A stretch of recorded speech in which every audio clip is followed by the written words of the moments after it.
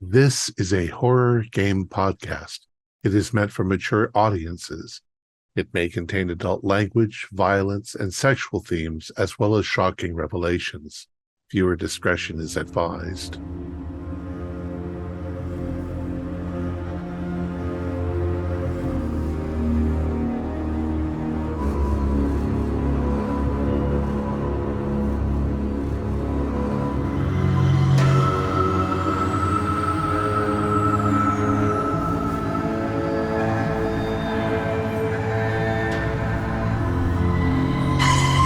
Greetings, fellow investigators, and welcome back to our video podcast, Into the Darkness, where my friends and I are playing the Cthulhu Eternal role-playing game. I'm your host, Thom Raley. The scenario is The White War. It was written by Paul St. John Mackintosh, and it's available at Drive-Thru RPG. Our game master is Tyler Hudak, and this is episode 2. Our recap will be given by Kent Blue as his character, infantry soldier Roberto Cataneo. So without any further delay, let's begin our journey into the darkness. Kent? All right, thanks, Tom. We have been on this mountain for so long. Nothing but the bitter coldness, howling winds, and constant waiting for gunshots to ring out and the fighting to start. It's a miserable place to be stationed, and I wish this damn war would end so we can all go back to the warmth of our homes. Our short-staffed patrol group was summoned by Captain Savino. Oddly, there's been no fighting for the past couple of days as the Austrian camp has fallen weirdly silent. Up until last night when we heard gunfire and screams coming from the enemy camp. The captain tasked us to cross the no man's land to investigate what has happened on the Austrian front and find out if this is just something terrible has gone wrong or a weird tactic to draw us out. We're very worried we are walking into an ambush, but we have to know what the enemy has been playing at. I not so secretly hope that the code has driven them all mad and they've turned their guns against themselves in those tunnels and we can wrap this up and go home. So our small patrol group of Lieutenant Ferrero, Sergeant Croce, Alpinos, Martinelli, and Gallo and myself gathered our arms and set out for a tense trip across the 200 yards of no man's land. We were exposed and I swear I could feel the enemy lining up their sights right on my head. Without incident, though, we made our way into one of the enemy gun nests and found it suspiciously abandoned. I quickly disabled the gun within, and we moved into the enemy tunnels that they had dug into the glacier. At least the tunnels offered a reprieve from the cold winds of no man's land, but the silence we found was oppressive. We followed the tunnel to an intersection where the lieutenant and I split off to a close gun nest while the others held at the intersection. As we came around the corner, I thought the lieutenant and I had stumbled into the suspected ambush as we found ourselves staring down the barrel of a mounted machine gun aimed into the tunnel. Luckily, there was no one manning the gun, and we quickly disabled it as we had the other. We discovered several spent shells around the base of the gun and a near equal number of holes in the ice walls of the tunnel. We were just ready to return to the others when we heard the dreaded sound of a single gunshot followed by a scream. The lieutenant and I hurried back to the group, ready to engage in battle, only to find Alpino Martinelli had accidentally discharged an M1912 pistol she found on the ground. Relieved to not be engaged in battle in the cramped tunnels, we informed the others of the strangeness we found and decided to push on. The tunnels were littered with discarded water bottles, combat knives, and the like. I made note of more bullet holes in the icy walls and spent shell casings on the ground. I try my best to clear the path of tripping obstacles in the event we need to make a quick retreat. We pressed on for another 50 yards, and just as we passed another junction, a mad Austrian attacked Martinelli at the rear of our group. Caught off guard, a few of us fired shots into our assailant, but it was Alpino Gallo who finally wrestled the Austrian to the ground. We quickly disarmed and restrained him. Despite our best efforts, all the information we could get from our attacker was a constant blabbering about the horrors. The man panicked at the sound of some sort of whistling that only he and Martinelli could hear. Getting no information, we decided to preserve our bullets and energy and left the man to bleed out in the tunnel. We continued on down the tunnel, and after crossing a crevice on a poorly constructed bridge that had been made worse by bullets, we found what seems to be the rest of the Austrians. It's a sight I won't soon forget. They were all dead, torn apart and scattered around a large chamber with a strange hole dug into the middle. We searched the room for any evidence of what happened. Distracted by the horrible scene around me, I tripped over what I thought was a dead Austrian, only to find them rising above me as I sprawled to the ground, trying to pull my rifle out from beneath me. Luckily, we recognized the figure as a villager from the nearby village that had been taken prisoner. Before I was able to get my rifle free and pull and put a bullet into him. The man was clearly frightened and made mention of something called the Whistler. It took some effort to calm the man down, who we learned was named Tommaso. He told us the Whistler took the others down the tunnel across the room where we could clearly see long, bloody drag marks leading into it. Having seemingly completed our recon mission, we convinced Tommaso to return to our camp with us to report back to the captain. But just as we were ready to leave, a horrible whistling comes from the bloody tunnel across the way. I could just barely hear Tommaso whisper the Whistler before he screams for us to run. And that is where we are picking up. You are in this kind of central room, this chamber. And again, just to describe it, just like Roberto described it, it is a quite a large room that had been blasted out by the Austrians. In the center of the room is essentially a hole in the floor. The bodies are lying all around, and on the opposite side of the room is a tunnel which you saw the drag marks of likely some bodies and blood going down that way and disappearing into the darkness. There is bullet holes all over the place, supplies scattered everywhere, and Tommaso hears the whistling, as do you, coming from the opposite tunnel where the drag marks were leading down. And he is wide-eyed and yells for you all to run. So, what are you going to do? Oh, I've got a None. handful of grenades, so I'm going to throw one of those grenades, hopefully into that tunnel. Okay. Uh, what are the rest of you going to do before we have anybody roll?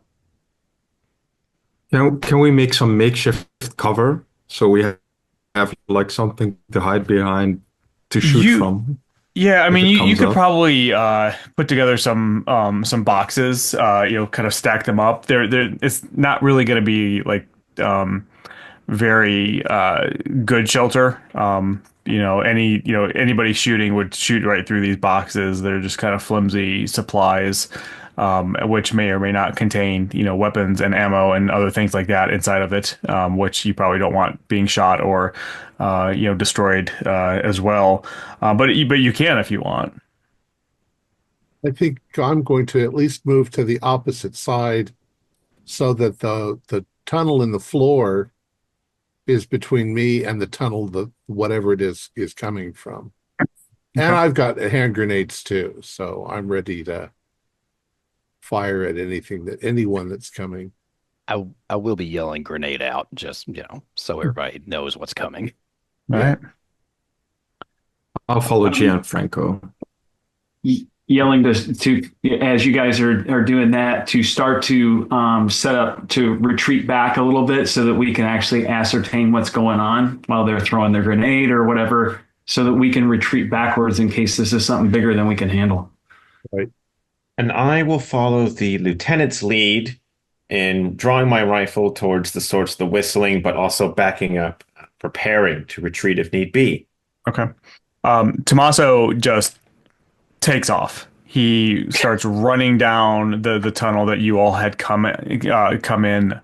Um, you're able, so where you were at was kind of already on the opposite side of this other tunnel. It was on the other side of the room. And just for ease, it's the tunnel you came in and the opposite tunnel where this whistling is starting to get louder and louder.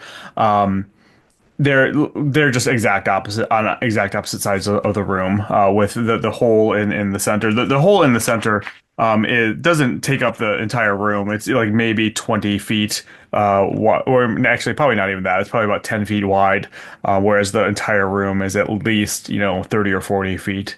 But yeah, you all take position. Domenico can, you stack up some boxes in front of you. It's a little bit of cover, but not enough that you're able to like everybody hide behind. But it's providing at least some protection.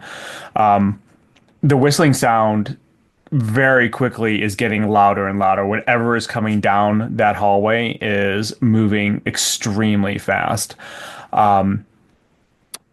Those with grenades, are you going to throw them, before whatever shows itself, or what are your plans here? I think I have to see something before I can throw the grenade. I think I've taken in the scene around us. I've tripped over what I thought at first was a dead Austrian, and then that thing rose up in front of me. So I think my nerves are pretty frayed. So I think I'm just throwing it. I mean, in my mind, in Roberto's mind, at worst, I'll collapse the tunnel. Okay. Go ahead and give me an athletics roll. Okay. Oh my, that's a 16 under 70. So awesome. Yeah. So that's a success. Remember that if you roll doubles, that is either going to be a critical success or a critical failure, depending on if you failed or succeeded. But you let loose your grenade.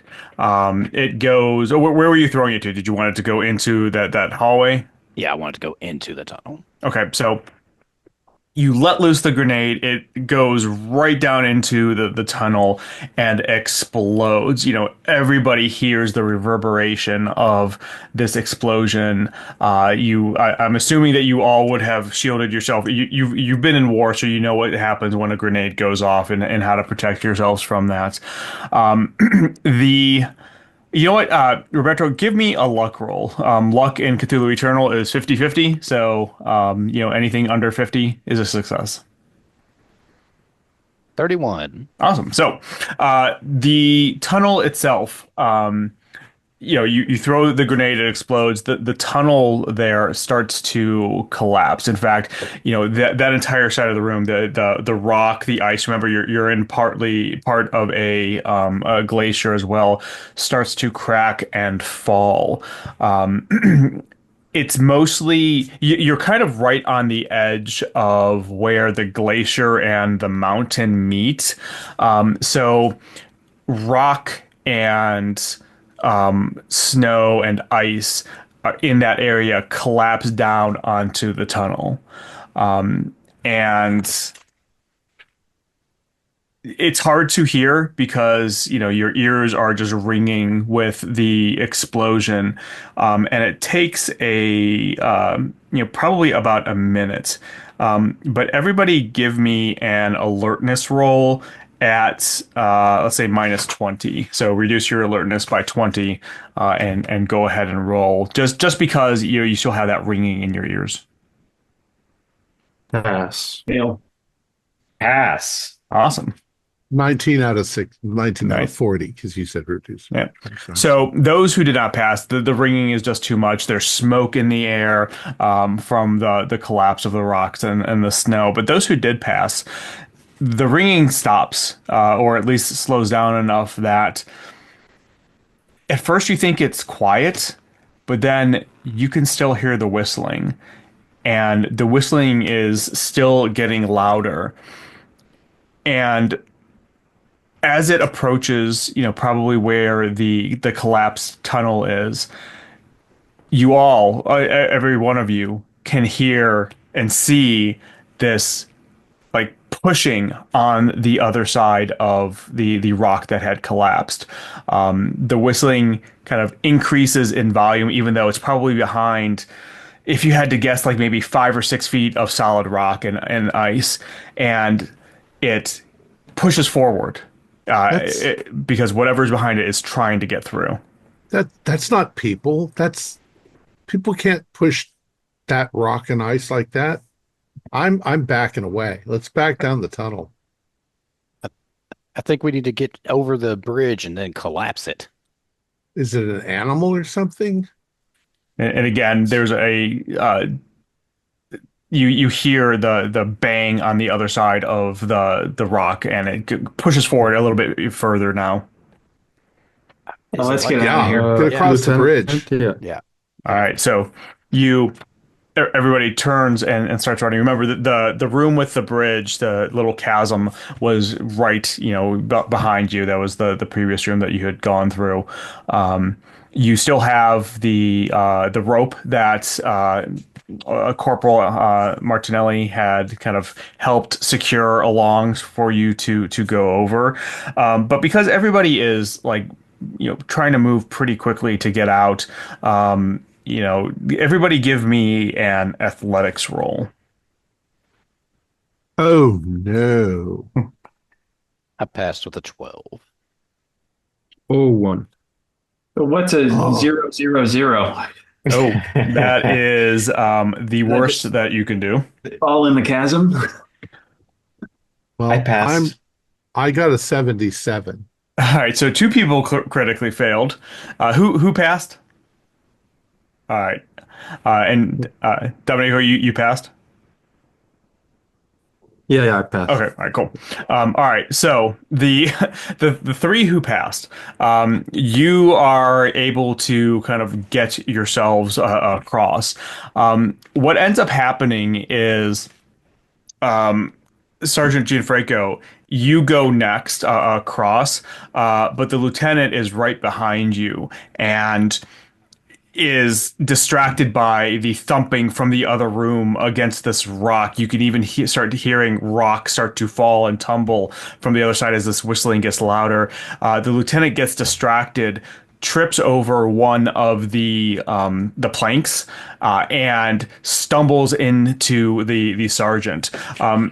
Both of you, give me. Let me see here.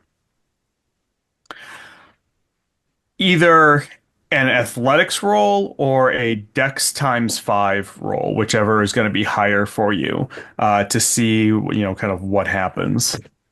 Oh, it's still be all athletics for me. Dex for Oh. me. And I got an 8. Oh, okay. So, I got a 30, so I'm good. All right, so you both fall. You both cold. start to slide because you are in a glacier. It is going to be a little bit icy, and there's water dripping and all that.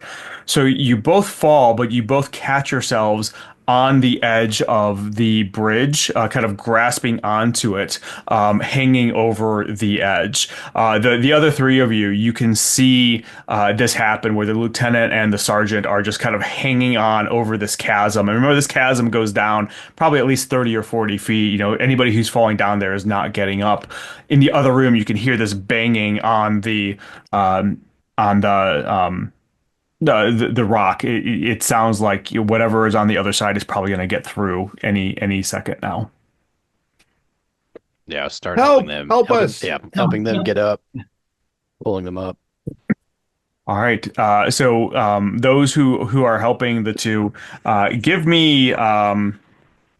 Let's say I think strength times 5, or I mean, if you have like another skill that you feel that would be better here to just kind of pull them up. I guess with athletics too, if that's higher.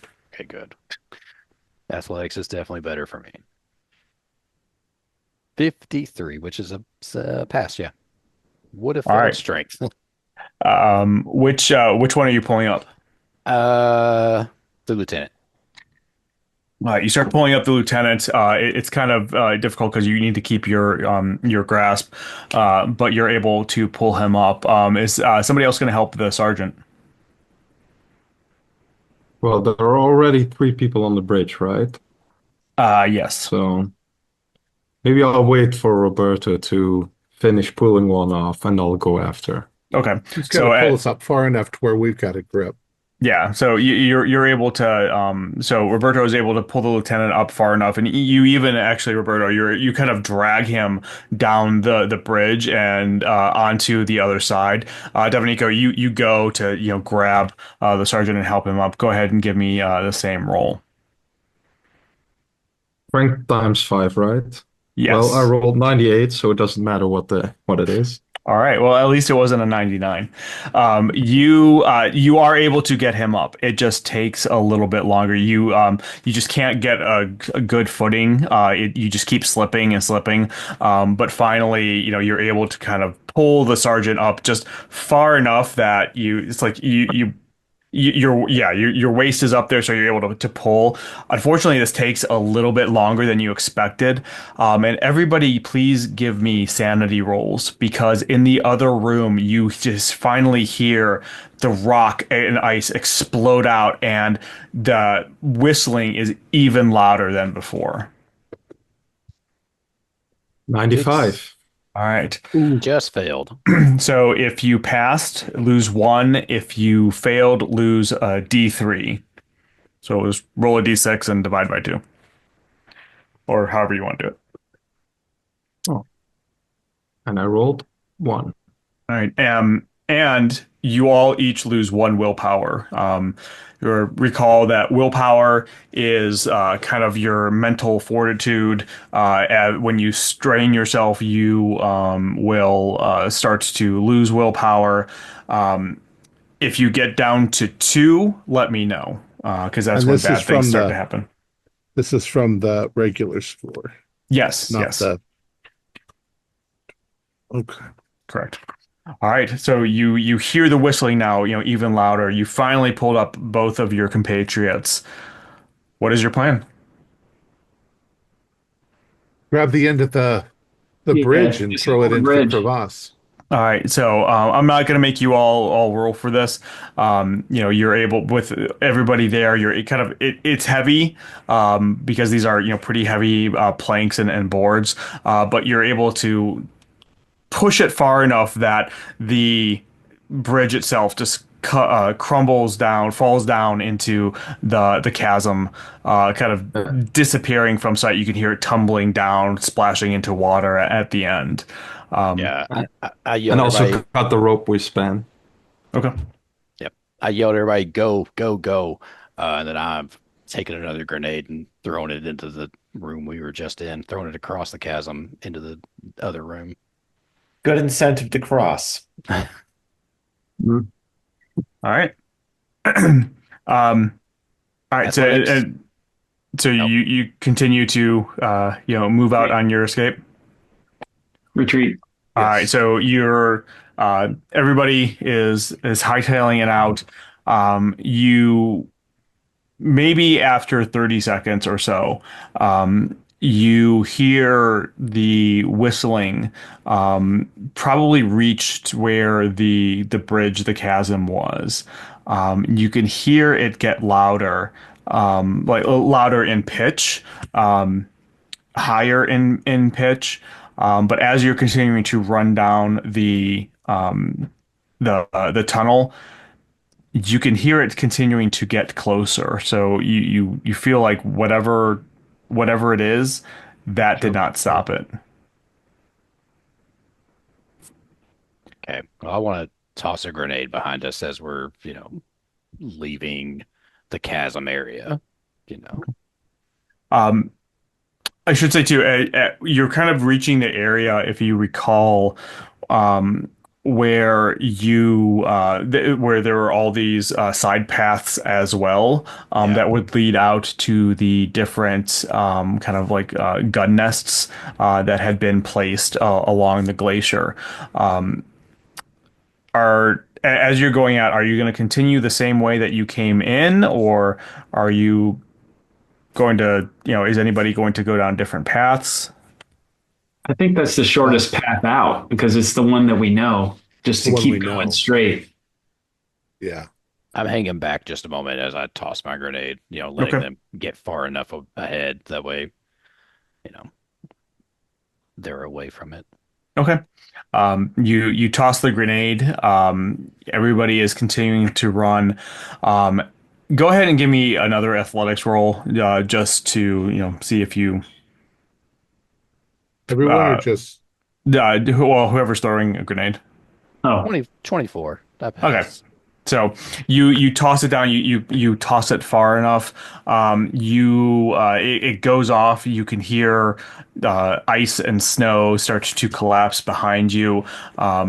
You seem the whistling was getting very close at that point, and you can hear it again. Whatever is there kind of hits that snow and ice, and is even more rapidly than before is hitting it, and you can even feel the thumping, the pressure from whatever is hitting it coming down the tunnel. You can feel the tunnel itself, kind of thump with every hit as well. You continue down unless somebody is going to decide to do otherwise, and you start to get close to the end. You can see the light ahead, or light ahead from where you had entered. As you're getting close, does anybody want to do anything else, or are you just continuing on? I think we need to get Yeah, go ahead. out of the tunnel and then get away from the tunnel and finally see what the hell this thing is. All right. You get to the end.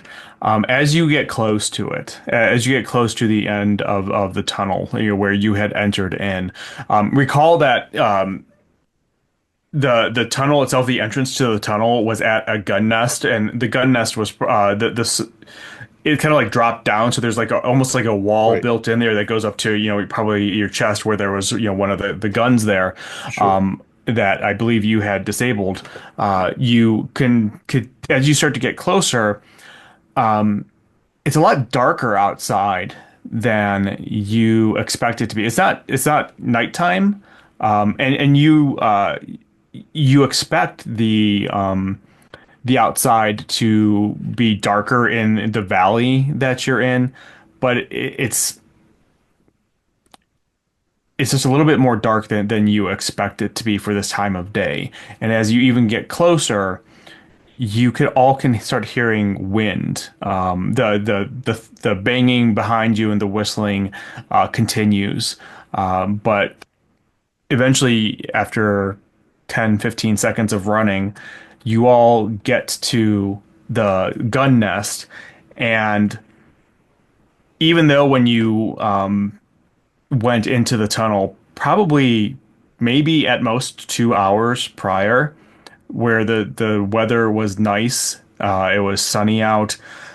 It is completely overcast, snowing very hard, and even worse, the wind is whipping through the valley, so you can't even see 10 feet in front of you. It also feels like the temperature has probably dropped 20 degrees. As soon as you hit that, gun nest, even there, it's just incredibly frigid.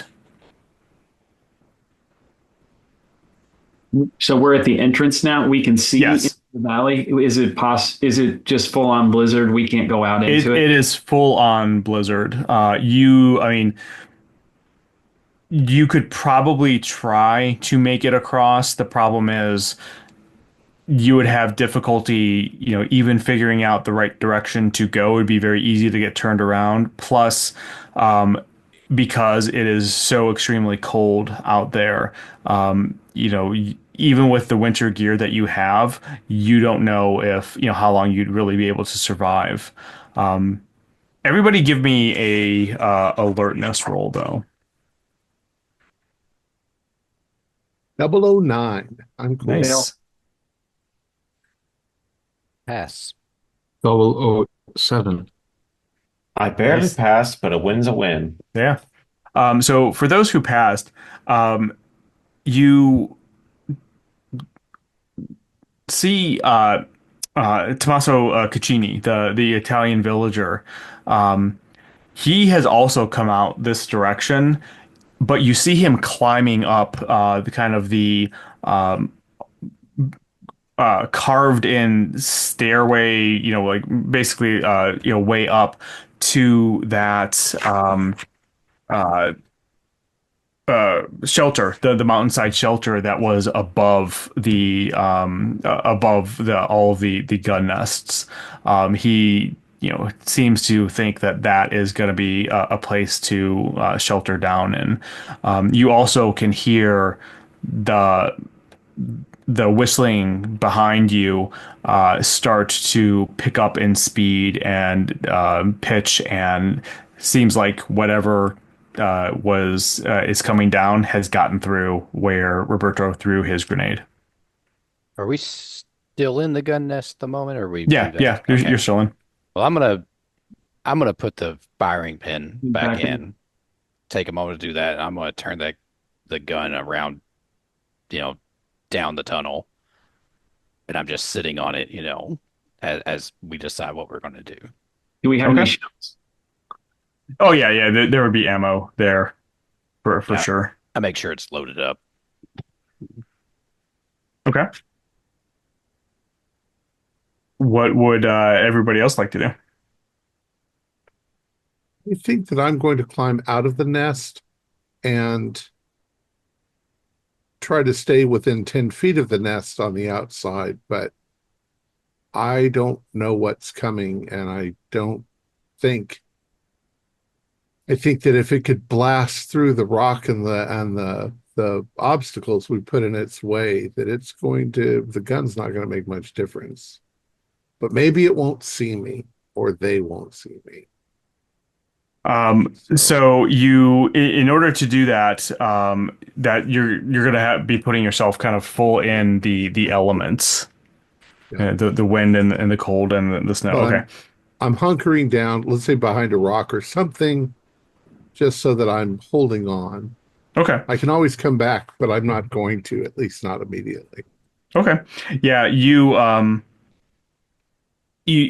find a rock that you're able to kind of hold on to, batten down, but you still kind of have it.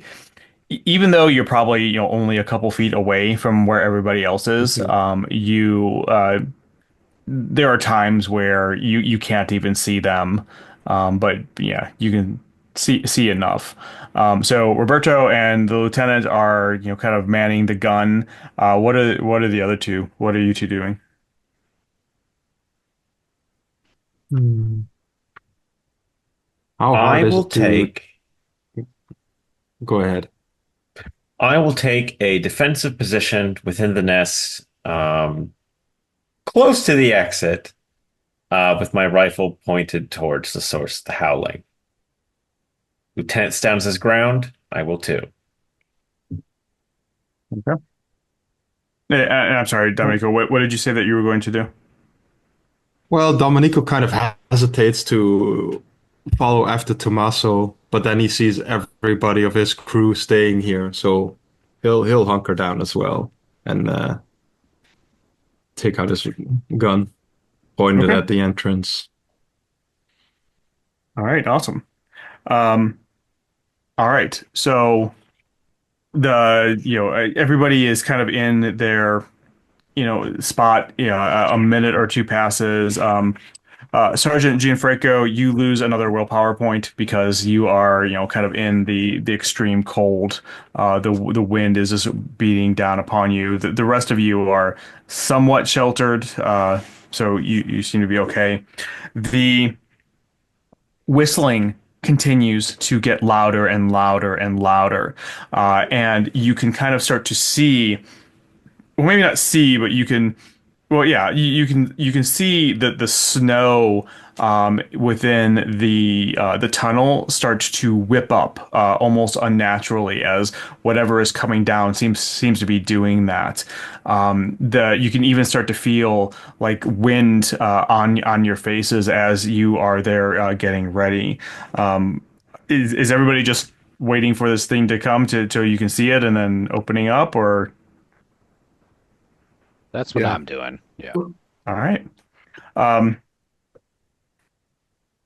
Within seconds, almost faster than you can even imagine, you see this like whirling vortex of distorted air, almost like like globular whirlwind, mini tornado coming down the tunnel again, extremely fast, faster than you even think is possible.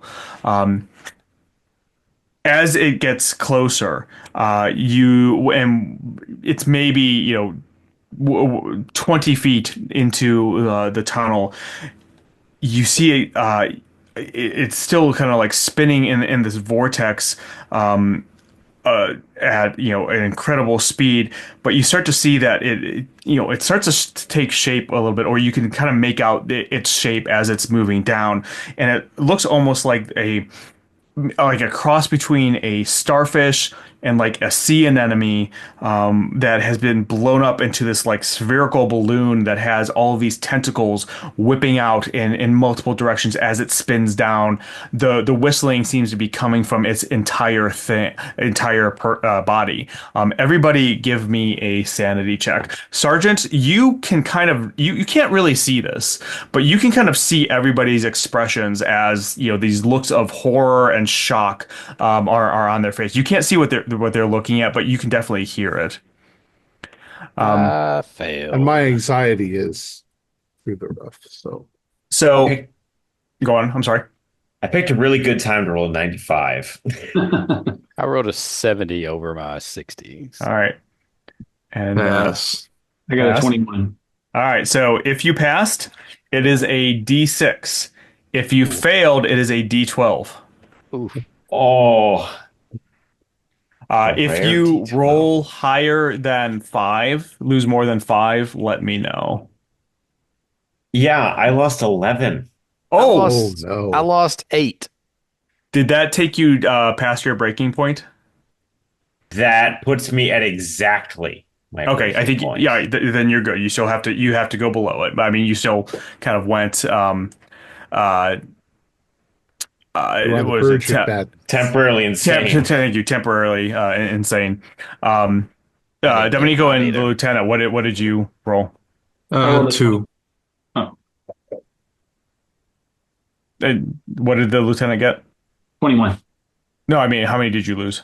Oh, I lost the, what, 1, 2, 3, 4. 4. Okay, cool. All right, so Roberto and Corporal Angela, you get you really have a couple options here. It's basically you can well, I'm going to give you a choice here. You can either move into like a fight, flight, or faint, reaction to this, or if you would like, you are allowed to spend a willpower point to temporarily suppress the effects. So that is up to you. Now, understand you can the suppression is only temporary, and the more you do it, the more you suppress, the more willpower you lose. Okay. With that in mind, is there a roll to do any given a press, or do you just... So if you want to suppress, you make a POW times 5 roll. If you succeed, then you suppress the temporary insanity. If you fail, you suffer the effect. If you fumble, then it's even worse of an effect. I think I'm going to try and suppress it. Okay. Got a pretty All good right. POW. Go ahead. And this is when I roll another 95. Again, not a fumble, so yeah, that's good. But yeah, you. So what do you want to do? You can you just kind of go into that complete fight mode. You can flee, or you can just faint dead away. I'm a good I will- soldier. I'm going to fight. Okay, all right. Roberto, what are you doing? So Roberto has spent the majority of this trip thinking about a hasty escape, clearing the path of obstacles and stuff. 100% Roberto is letting go of this machine gun and taking off running away. Okay, all right. So if we had a camera and it was panned out, kind of looking, at the sergeant and what the sergeant is seeing, Sergeant, you see Roberto just, his face go completely pale. Even in the snow, he is, completely pale, stands up from the machine gun and bolts out. Dominico and Lieutenant, you see him start running as well. I'm going to say that, Roberto, you at least have the presence of mind that you're not just going to go running randomly into the snow. You saw that shelter. That is the closest, safest spot for you. So you're going to try to go up there. Angela just opens fire on this thing. So. Let's do this. I think I had asked you all this before, but I cannot find it.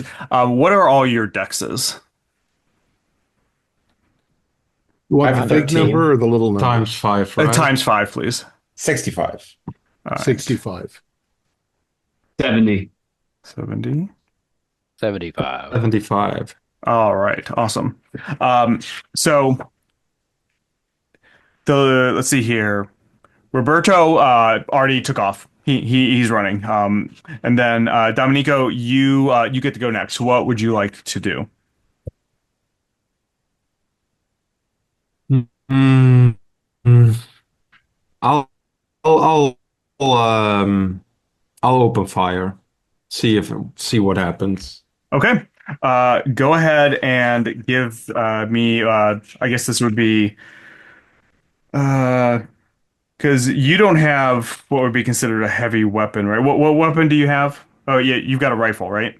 The Mannlicher Yeah. Carcano, Yeah, and it looks like 6.5 millimeter. it looks like your skill is 80%. So go ahead Yeah. and roll.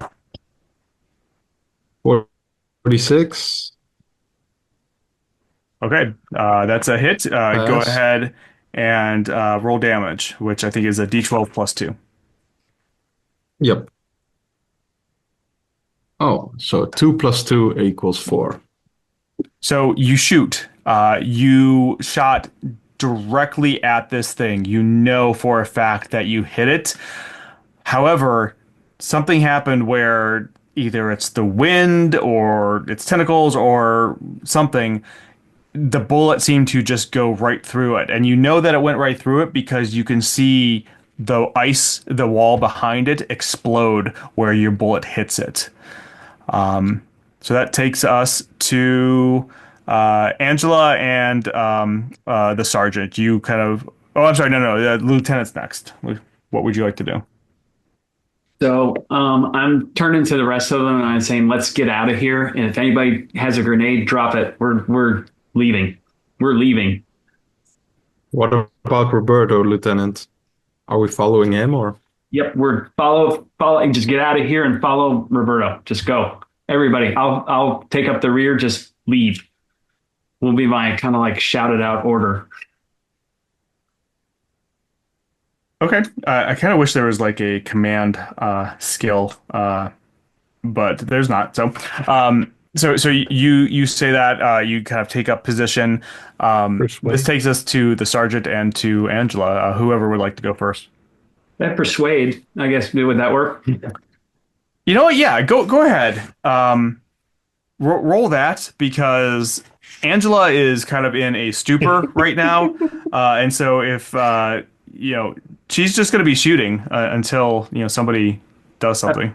At the very least, he's my lieutenant. So if he can be convincing, he might have an advantage there because. Yeah, you know what? What's your persuade? Orders. What's your persuade skill? The main score. Yeah, I got a 70. Yeah, I'll give you a plus 10 on that. I rolled a 58. Okay, so you everybody has followed you for a while. You have a very commanding presence, and Angela, I will say that I have this an round. idea. Oh, go ahead. I'll meet him in the middle in that Okay. I'll be fleeing to the best of my ability, backing up, but still popping some shots at it. Okay. Like taking some blind. I mean, like I'm not worrying about accuracy, right? It's like suppressing fire, running Right. away. Okay. All right. I think that's very fair. Okay. So that's kind of what you do for your turn then, as the lieutenant and everybody else just start to retreat. You're kind of backing up, shooting as you go, suppressing fire. The bullets are just kind of going all over the place. You may actually be hitting it, but again, it doesn't seem to have any effect. Sergeant, what would you like to do? Okay. So going back just a split second before, I jumped out of the thing and I was sort of hiding behind a rock in the snow. Hmm. As soon as I see them all sudden freak out, and I realize whatever it is has got to be worse than what we imagined. I think that I am just going to try and bury myself down in the snow and try not to be noticed by whatever it is. So when Roberto goes running, I don't see him run. And when they all start to abandon the thing and firing the guns, I hear the guns, but I'm burying myself practically in the snow, Okay. uh, hiding like a coward. Do you have like a survival skill? You should have like survival alpine or something like that. Yeah, I do. Go ahead and roll that. And let's see what you get on I got that. a 16 out of 50. Okay, yeah. So So you with the wind, with the snow kicking up, you are kind of able to bury yourself in hopefully I this. just look like a rock. Yeah. Yeah, I mean, you all had like whatever version of camouflage that was there. You are able to do something to kind of bury yourself. Now it is as you all are moving out, it is this thing's turn. Um, uh, let's see here. The I think Angela, it goes after you because you're the one who's basically firing at it the most. Um, One of its tentacles just goes lashing out at you. Um, you may give me a dodge roll if you would like. I would like that. Okay. 17 under 50. Nice.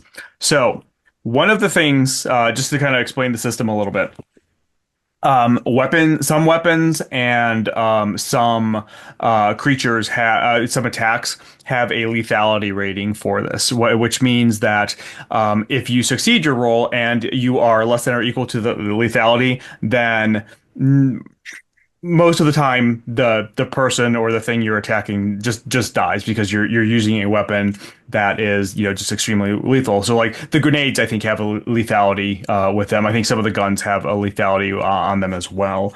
A lot of creatures attacks have a lethality with it. The tentacle flies out. It does hit you. In fact, it rakes across your arm, drawing blood. The red shows up against the stark white of your camouflage. Um, you take you take 6 points of damage from this as it just digs this like spiked tentacle digs into your arm. To let you know, though, its skill in this is 60. Its lethality is 50. I rolled a 51. So your dodge not only prevented you from, you missed the lethality, but there were some other things that could have happened but since you made your dodge, you missed it. But you are, hurting with this. This takes us back up to let's see here, Roberto and Domenico. Both of you can go now. Roberto, you're still kind of trying to climb your way up, but I will kind of let you kind of control yourself. But that is your ultimate goal is to get to that shelter. Following Tommaso, right? Tommaso went up there. Yeah, he's probably you can barely make out him out. It looks like he has finally made it up to there. Okay. Yeah, I'm continuing on, All right. I've wanted out of here and off this mountain for so long that I'm getting us I have my motivation now. Okay, with this weather and the climb that it's going to basically take 3 turns to get up there. Each turn you have to make a athletics roll. So go ahead and make that athletics roll. Oh, well, failed that. 74 over 70.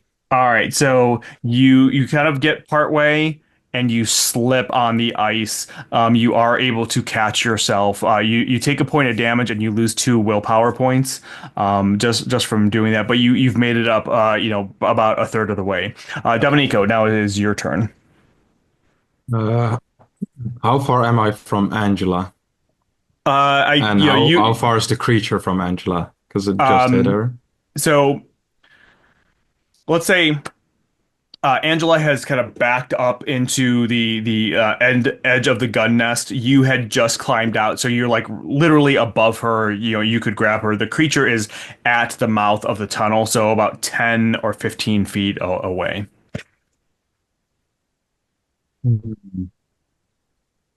Well, but Angela's still standing and everything. Yeah, Right? she is obviously hurt. She The can move. blood Okay. sprayed into the wind. Yeah, grabbing her arm, but yeah, she is still standing. Okay.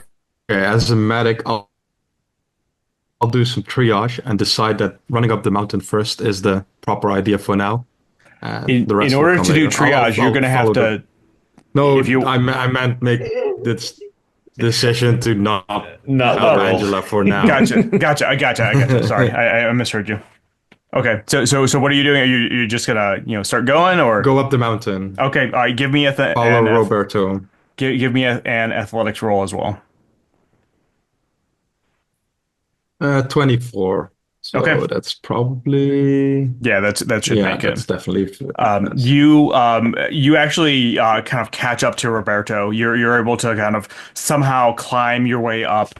You do lose a willpower point as you're going because you have hit the cold. You're exerting yourself to make it up, but you've gotten about a third of the way up. This takes us to the lieutenant. I'm going to help Angela over the wall and try to get her going up, and I'm right behind her. Okay. You know what? Give me a athletics roll. And what I'll say let's say at -10, because you're kind of, I imagine that you've kind of like put her arm around yours, around your neck, and you're kind of carrying her up. So this is to see how far you can kind of get both of you, forward. Okay. I hit it with so I hit That's fine. As long as it's equal to or below, you're good. It's not, yeah. So you're good. So you both you don't get too far, but you've kind of made it up. You're just behind where Roberto and Dominico are. They're probably about a good like 10 or 15 feet above you on the hill. So Sergeant, what would you like to do? You've kind of buried yourself in the snow. You can hear the gunshots going off or going in the scream of pain of Angela, but you've kind of buried your face. And I'm continuing. I figure I'm not going to move until I sense that nothing else is happening. Okay. All right. And my intention then is to go back to camp. If I can find it. If not, I'll find the cabin too. But I want to make sure there's nothing else. I can see I haven't seen it. So my thought is it's still a bunch of soldiers. I'll wait for them to go back in and then sneak away. Okay. All right, and this takes us to Angela. First thing, Angela, gain 1 point of health back because I didn't realize you all have armor. You all have 1 point of armor from your kind of survival gear. So you would not have taken 6. You would have taken 5 points instead. But you're being dragged by the lieutenant. What would you like to do? You've kind of gone as far up as you can. So if you want to do something else, you can. Okay. Yeah, so he's dragging me, so I can't really focus more on being farther up. And I still got a little bit of insanity in me. So, I suppose try and take off another shot to the best of my ability with my one hand. Sure. I don't know. I don't feel like I'd have much of an agency in this decision because that's my only ranged weapon left. I think that's perfect. Go ahead and roll for me though. 88. Um, Sergeant, give me a luck roll. Tom. Oh, me? Oh, Yeah. It's straight 50-50. No, 79. All right. I fart and and it sees where I am. Yeah. well, Angela is shooting, and one arm. It's probably even your off arm. Your weak arm. Your shot just from being pulled by the lieutenant causes your arm to go wild. The shot unfortunately lands. Hits the sergeant who is kind of buried in the snow. You thought that it was just going into the ground, but unfortunately it hit the sergeant. I won't make you take full damage on this. That feels kind of mean. It's the second time I've got shot in the ass this week. Go ahead and take 2 points of damage. It kind of ricocheted and hit, but you did get hit. You are bleeding, and you probably do kind of yelp out in pain at least. This takes us to it. The thing moves out. I will say that with the speed that it can go, it makes it to the edge of the gun nest. So that takes us to the top of the order. Roberto, we're going to start with you. You're about a third of the way up. I'd like to get another third of the way up. All right, go ahead and give me another athletics roll. That's an 04. Awesome. So you easily make it up, kind of the second third. You do lose another willpower point. And it's probably taking everybody, it's probably a good 60 or 70 feet to get to the shelter. So, it is taking, a couple seconds. You're moving fast in this as fast as you can, but you are able to make it up, and that takes us to Sorry, at what willpower should I tell you? lose one. No, but when I Oh, get to at a two. certain point. Once you hit two. Oh, okay. Yeah, I think on my way up, I'm nowhere near that. On my way up, it's a wild coincidence on my character sheet that I have an uncle named Tommaso as well. I think in my slight insanity in flight, I'm yelling, alternating between Tommaso, Tommaso, uncle, uncle, wait. He hears you, despite the wind, and you can see him struggling to get the door up there open, and he hears his name and looks down at you and just starts shouting for you, hurry up, as he's trying to get this door open. Coming, uncle. Domenico, what would you like to do? Climb up the mountain. All right, yeah, go ahead and give me another athletics. 58, so that's a pass. All right, you are easily able to continue to make it up. Still- Lose another willpower point, but you are going pretty well. This takes us to the lieutenant. You're kind of carrying Angela at this point, but what would you like to do? Keep pushing forward to try to get up the mountain. Okay. Go ahead and give me an athletics, Angela. At this point, you're kind of coming out of your stupor a little bit. What are you going to do? Just to kind of proactively ask, are you going to help work to get up as well, or resist? Yeah, at this point, I'm going to work on trying to get up. Okay, all right. So, Lieutenant, Angela kind of starts going on her own. So, what did you roll? I rolled an 89, so an awful roll. So you two essentially get tangled up into each other, which causes you to slip a little bit, Lieutenant. You do make it up the other third, but you lose 2 willpower points instead of 1. And then Angela, what? Yeah, you're continuing to go up. Go ahead and give me an athletics roll for that. Oh my God, no. Yeah, that's a 99. I've never seen so many people roll critical failures. Yeah, like I said, you get caught up, and you two basically just cause each other to trip. Um, you still kind of make it up a little bit because you rolled so badly. You lose 3 willpower points just from the cold. You're bleeding. You're exhausted. This thing is bearing down upon you.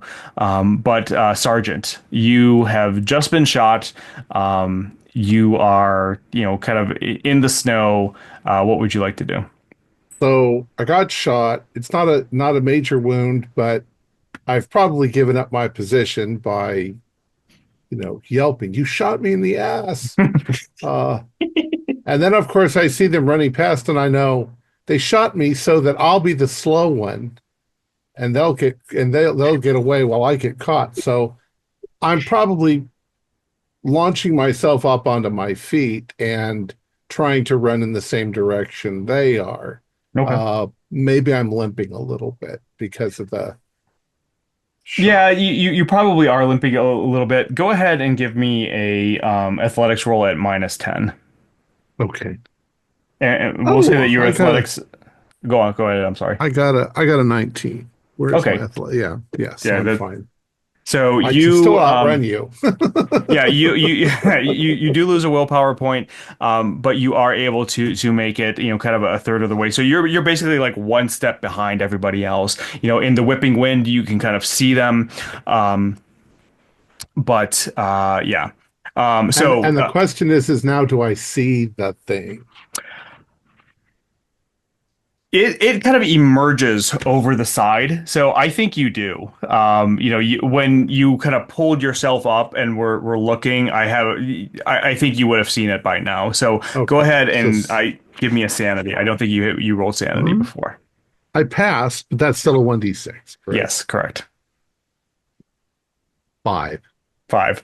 So you are definitely fleeing. And that puts me right on my On your breaking point? Whatever. Yeah, on All my right, so breaking point. as long as you don't go under, you're good. Do you want to try to suppress, or do you're basically going to be fleeing up the mountain? That's all you're going to be doing until you get up there. If I suppress, I'm putting it onto a bond. Is that correct? You can do that, or you can spend a willpower point. Well, I mean, you have to spend a willpower point anyways, but you can project it onto a bond, I think, as well. No, I think I'll take it. Okay. All right. So you scream out in terror as you see this thing, and you just take off up the mountain. Like I said, you are about one step behind everybody. It is leaving a trail of blood. Yeah, definitely leaving a trail of blood. It is this thing's turn. It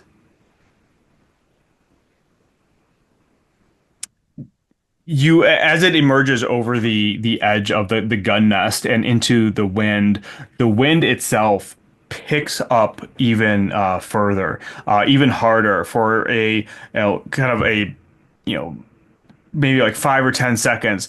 It almost feels like it's hurricane level winds that are just whipping through the valley. Everybody, give me athletics tests.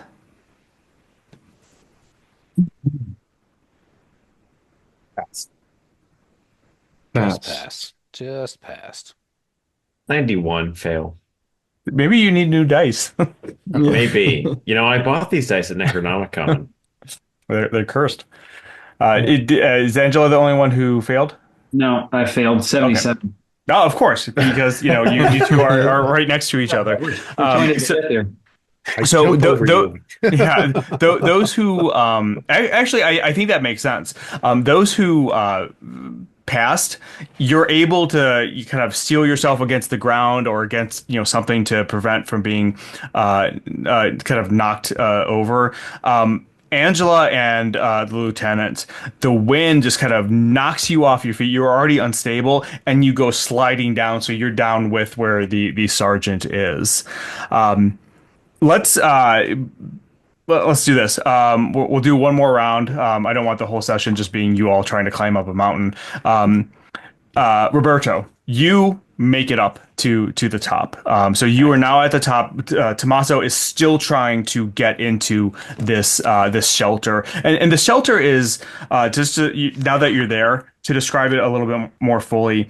It's basically this ramshackled cabin, essentially. It's meant to just kind of shelter the soldiers that were there. It was an Italian shelter before the Austrians kind of took over this side. It'll keep the wind out. There's probably stuff inside to keep you warm, but it's not like it's an impenetrable fortress. Yeah. So I think this is my last round of fleeing. So I'm gonna put a boot into the door. I'm like, move, uncle, and put a boot into the door. Go ahead and give me a strength roll. Strength times 5. Okay. Don't know if this thing opens Or inwards close outwards. combat, whichever is higher. Uh, I guess melee weapons, because Okay. or unarmed combat. Sorry. unarmed. Let's see. Oh, that's definitely better. I'm kind of a weak boy. That's a success. Okay. The door, it's a wooden door.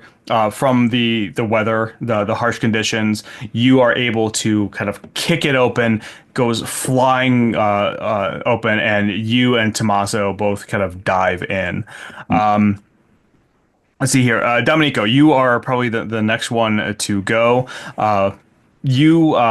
You can continue up. You make it up to the top as well. As you're going up, do you want to do anything, or are you just solely focused on getting there? So totally focused on finding shelter, Okay. So finding safety. yeah, you are able to get up into the shelter. You kind of make it in there right shortly after Roberto and uh, Tommaso get in there. The other three of you, you're kind of in the same spot. So go ahead, all three of you, give me athletics rolls, and let's see what you get.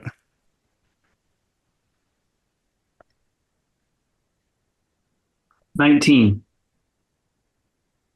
Oh, 9. Nice. 32 out of 70. All right, so you all passed. You all lose one more willpower point. But as this thing it feels like it's at your heels. It is moving through the air. You don't even see that it's, there are no legs. It's just kind of almost like floating and spinning and levitating all at the same time, coming up the mountain. You finally get to the top, jump into the cabin, the shelter, and slam the door shut right as this thing gets on the outside and bangs into the door. Between the three of you, you are able to kind of hold it back. It's banging on the door. You can feel the door splintering. You can feel it, cracking. And just when you think that the door is just going to give way and this thing is going to come in, it stops. And all of you, the only thing that you can hear is the wind beating against the shelter. Why did it stop? Holy shit. Is there a window? Yes, there are a couple windows. They are boarded up, though. Are there cracks that we can see out? Yeah, this is definitely not like I said, it's not a impenetrable fortress. The entire shelter is made of wood. There are various cracks through the planks, the wall, Yeah. where you can see out. You can even feel the wind coming in. The inside of the shelter, this was definitely made as like an outpost. You all. It's big enough to fit all of you, all 6 of you, but just barely. There are a couple bunks. There's blankets. There is a stove with fuel. a table, some old dry rations. So you might be able to survive in here a little bit, but in order to get things working, it's going to take a little bit of work and to windproof the rest of the shelter. But you seem to be safe for the moment. I'm running over and looking out the cracks in the window to see if I see the thing. Um, At first, you don't. You're just seeing the wind whipping by. You do see after a second though, you see it just kind of go quickly across the your line of sight, almost as if it's kind of out there. You almost get the feeling like it's looking around the shelter for a weakness. Oh, you couldn't hear you. No, everybody be Oh. quiet, I whispered. Oh, sorry. Okay. I'm going to try and perform some first aid on Angela. All right. Go ahead and give your first aid roll. I'll do first aid Pass. on myself. Okay.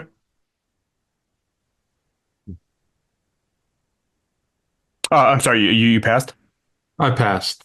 So that is a D4 to restore that many hit points. Same with the sergeant if he succeeds.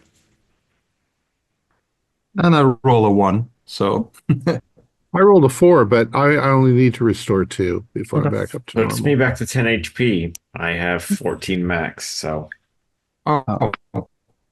So That's like my total. But medicine takes way too long, right? We don't have time. yeah, medicine roll is usually more takes, for long term. takes an hour or two. Yeah. Yeah, and if nothing else, Okay. even if you And have the this is time, fine you for don't now. have the supplies. We have some idea of what time it is now. Fair. Based on the very, very brief moments where you can see the sun, you think it is early evening, maybe at most, or at earliest late afternoon, because the sun is kind of in the position where it's illuminating the valley and the outside more than normal, and that's kind of usually what time it is. So early evening, it will probably get dark in about an hour. That thing is still out there. I don't know that we can get back before nightfall. What How the do hell was we? it? So I would order to while I'm looking out the window, kind of barricade the door as best we can with one of those bed frames, or at least something we can give it a little bit more, and start a fire. We don't know that we haven't tried fire yet. In case this thing does try to come in, we're going to have to ride out the night. Something that doesn't make sense, though. This is a wooden cabin. It broke through rock and snow and ice without any trouble at all. Why is the cabin stopping it? Is it warmer out here than in the caves? Is it A blessing. brighter? Maybe it's the material because the bullet went right through it, but it still needed to hit the rocks in the wall to make an opening. So Yeah, if it you're was, right. Or snow and rock, but Maybe it won't like the heat. I'll try to get a fire started. All right.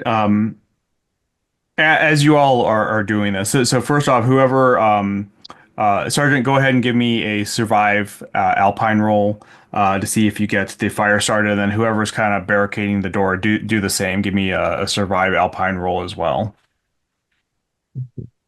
I got a 41 out of 50, so I'm All cool. right. I got a 66 over my 50. So the fire starts up, and it's like a little pot stove, essentially, or whatever they're called, a potbelly stove. You all can start to feel the warmth from it almost immediately. you probably don't have enough wood.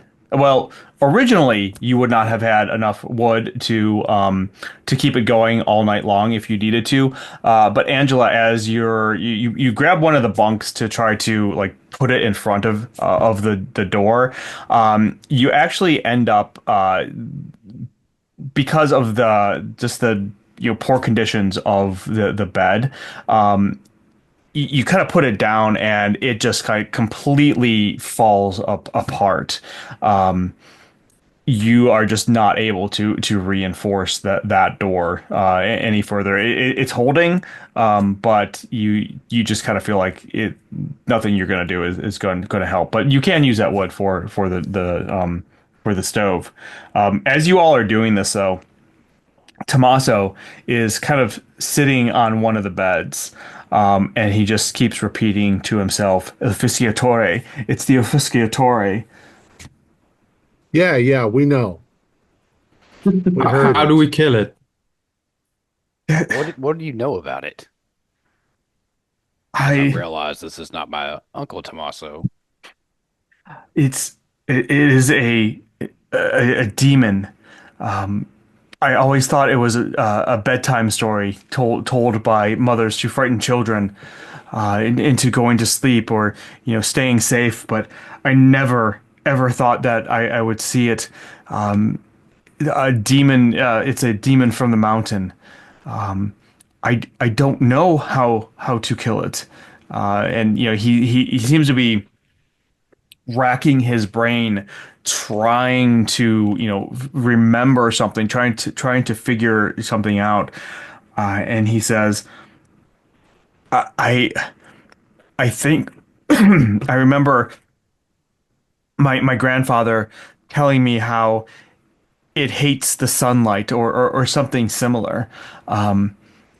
So maybe something like that. Maybe that's why it is not attacking us now. I don't know. I don't know. And he's starts to get visibly upset. But maybe the sunlight's keeping it away, but it's not going to keep it away for more than an hour unless it just goes back. Yeah, I think we're going to need fire. We gotta. Can we take some of the wood there and possibly make like a torch or anything? Not light it, but just in case we need to use it. Yeah, there's enough, pieces of wood. There's enough, like bits and scraps of cloth that you could. I'll even say that there's probably like some type of oil in there that you could soak the cloth into to kind of burn a little bit longer. Right. At least we'll die warm. So Yeah. So is that our plan to just hole up until Hold up till morning would be my first thought. I know, but the sun's not even going to crest the valley till late afternoon. We've got to How wait far is the until it village? leaves. The Tommaso says the village is miles away or kilometers away. When we would have to travel over the mountain. When I was captured, they brought me here in. We traveled by truck for an hour, and then we hiked. I don't know how many more hours that we won't get there. Where is your base? I mean, our base is just probably 150 yards that way in the direction of our base. He says, "Well, why are we not calling them? Can't you contact them?" We do have the flare gun. That would I just don't bring know them. that they'd see it though. Yeah, they might not see it. Maybe we could throw, is it a flare gun or just like flares? I think a flare gun. Yeah. Okay. Uh, maybe we shoot it with the flare gun. I mean, that would also signal, to the base that something's going on. Well, the flare gun would only be seen by the base if we shoot it straight up in the air.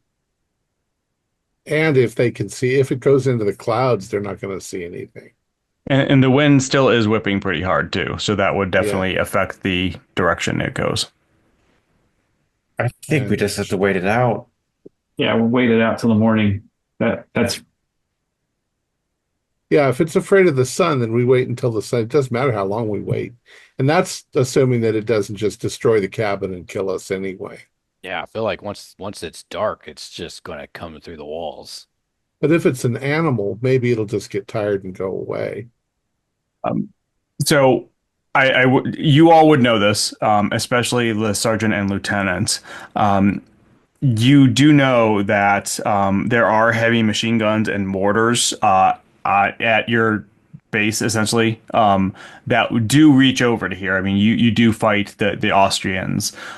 So if there were some way to signal it and they had the right visibility, you might be able to, kind of, if you can signal them, you might be able to get them to, fire in this direction. But Yeah, again, they'd kill us just with all. all the issues that you are right, exactly. There's that slight issue that, And those could hit guns you. wouldn't do any good to anything. So now it's possible that they already heard the gunfire over here. We made a racket. Yeah. Yeah. Angela, definitely. Especially. But they'd be Would foolhardy to depend on come which over way the here in wind the is blowing dark also, right? too. And it's windy. Yes. All I think we can do is wait it out. Say our prayers. If it's a Your demon, call, then we should be able Lieutenant. to keep it at bay through Pray the it power away. of Jesus. Pray it away. Yep, that's all we can do. Tommaso is, not he's not sure what to think with all of this. He kind of resigns himself to, at least for now, that that's your plan of action. He really doesn't have any other choice. There is like food in here. There's it is starting to warm up. In fact, everybody gets to gain a willpower point back because you are in a warm environment.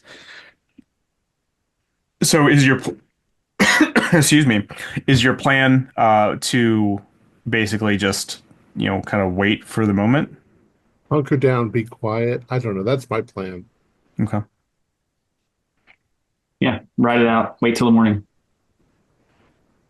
All right. So about an hour or so passes. You can all see the light outside kind of turn, despite the clouds and the wind. And the wind it does start to die down a little bit. It's not the gale force winds as when you first went out. Definitely not the hurricane level winds, but it's still pretty windy out. The snow is still whipping pretty good. The sky kind of turns a little bit pinkish and orangish ish. Signaling that the sun is starting to set, and despite the warmth coming from the stove, you do feel the temperature start to drop. Maybe 20 minutes or so after that, and obviously the tension is high. You all hear this blast of wind hit one of the wall, the outside of the shelter in a specific area. And you may not have thought anything of it, but a couple of seconds later, you hear the wind, a wind gust, hit another area of the shelter. Then a couple of seconds later, where one of the windows are, it starts to you hear the wind hits it and the glass cracks a little bit. Everybody give me we don't have idea, do we? Intelligence. Yeah, go ahead and do it intelligence times 5. I don't want to keep doing alertness. Okay. I'm 43 out of Ew. 70. All right. Nice. I feel like we're the three little pigs inside of the house, and Yes, the big You bad you know wolf is what? blowing. Did you pass? I did. Yes. Okay, I yeah. passed. So Sergeant Gianfranco even says that, even just offhandedly remarking, and that kind of clicks in the rest of your mind that, oh crap, yeah, that could be what's going on. The thing appears to be testing the different areas of the cabin for weaknesses, trying to blow the house down. I wonder why, if it's using air to do what it does. I can sort of guess that, like a bullet in a gun, when we were in the tunnels, it could create a tremendous amount of air pressure and blow the rocks and snow out of the way. But out in the open, it doesn't really have any way to Harness focus that. that. Yeah, focus it. So it's Maybe. blowing. It should have just blown the whole building down by now. Maybe we are strong enough to survive it. But didn't it hit Angela with like one of its tentacles? Yeah, It really hurt. So yeah. So why is I don't it know. not using that to just Maybe something is that Tommaso is definitely saying his prayers and his prayers are keeping it away. Maybe it You really is a got that. demon. You got that artillery flare ready? Because if we're gonna end up going out, we might as well take this thing with it. Um, one of my bonds is a priest, so apparently I am religious. I think I am going to get something, a piece of wood, that's partly charred from the fire, and I'm going to start marking crosses on the walls on the Okay. inside. So you start doing that, and you get, I don't know, like maybe a quarter of the way around where you want to go, and Tommaso starts laughing. He goes, do you think that's going to help? This thing is not of this world. You said it's It a demon. is a demon, but are you a priest? Are you blessing this? And he starts, kind of, as he's doing this, he's kind of gesturing around wildly, The moving priest around the doesn't cabin. the priest doesn't bless it. The priest asks God to bless it. That's all we're doing. I, I, this is not going to help. Look around. We're stuck here. We are trapped. This thing is trying to get in, and he's kind of moving around the cabin as he does this, and he moves. He's kind of backing away. Ends up kind of right next to one of the windows when all of a sudden the you all hear the kind of the gust of wind from outside hit this window. Even though it's boarded up, it goes exploding in. You all see this tentacle reach in, grab him around the chest, and wrench him outside. In the dying light outside, the wind just starts whipping into the shelter. From the outside, you can see this thing, and again, you can get a clearer view of it, if you hadn't before, because the it's kind of essentially standing still, but it's got Tommaso just up, held above the ground, basically over the edge of the cliff as it's levitating there. He's not screaming though. It's all you can see this look on his face, like that his eyes have rolled into the back of his head as one tentacle is wrapped around his body and the other is like right on his forehead, seemingly pulsing. Everybody give me a sanity check for seeing this. Fail. Also Fail. fail. Pass. So a D4 if you failed, and 1 if you passed. That's 4 beyond my breaking point. I am same, beyond my breaking point. same for me. All right. am on my breaking point. I also lost 4. All right. So for those who have kind of reached your breaking point, first set your new breaking point. So whatever your breaking point was, subtract your willpower score, your POW score from it, and that's your new breaking point. So if your POW was 12, then whatever your sanity is minus 12, that's your new breaking point. Um, I will say that you all are going the ones who kind of hit that the cold and the wind is just starting to overwhelm you, and you all you get I'll say a phobia of the wind and the cold. You want to stay warm. You think that this thing is now part of it is just the cold reaching in essentially. I'm dangerously close to the fire. Yeah. All right. So what are you all going to do? This thing is kind of holding him. You can see it through the window. It's like maybe 10 feet out over the cliff. Yeah, Shoot it with a flare gun. I am Tell somebody. huddled as close to the fire as I can get, trying to stay warm, trying to just get away from the cold. Who has the flare gun? Somebody originally asked for it. So I think that probably the lieutenant and the sergeant, you probably both have flare guns. You are of a rank which you would know how to signal the back there, your base. So I think it would make sense that you both have one.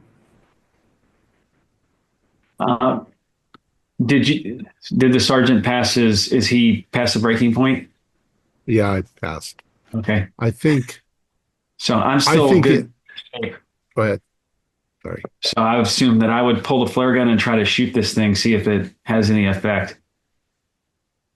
All right, go ahead and roll whatever the gun is. I don't know what that one. Firearms. I don't know what that one would be. Firearms. I mean, Firearms. Yes, Yeah, firearms.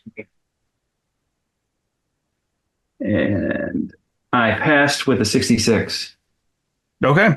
Um, Ooh, I would have had Dead- I have a dead into 70. the middle of it. that is a Extreme. extreme. Let me look at one thing really fast. Um,